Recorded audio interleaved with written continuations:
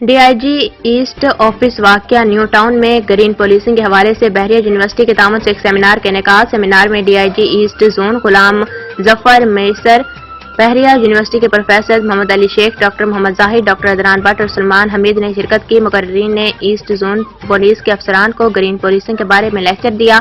مقررین نے پولیس افسران کو گرین پولیسنگ یعنی کاربن ڈائی آکسائیڈ کو کنٹرول کرنے کے لیے درخت لگانے کے بارے میں مفید معلومات دیں۔ مقررین نے آلودگی پر قابو پانے کے لیے مختلف اقدامات کے بارے میں شرکاء کو بتلایا۔ پولیس افسران کو بتایا کہ ماحول دوست عمل ہماری اگلی نسل کی بقا کے لیے انتہائی ضروری ہے۔ کاغذ کی بچت، ان کی ری سائیکلنگ، پلاسٹک کے استعمال میں کمی، سمندر کے کناروں کی صفائی اور کاربن ڈائی آکسائیڈ کی کمی کے بارے میں مفید معلومات دیں۔ D I G east zone Ghulam Zafar میسر نے بحریہ ٹاؤن یونیورسٹی کے پروفیسر کا شکریہ ادا کیا، ان کو یقین دلایا کہ ایسٹ زون کے پولیس افسران اور ملازمان ان اقدامات پر عمل درآمد کریں گے۔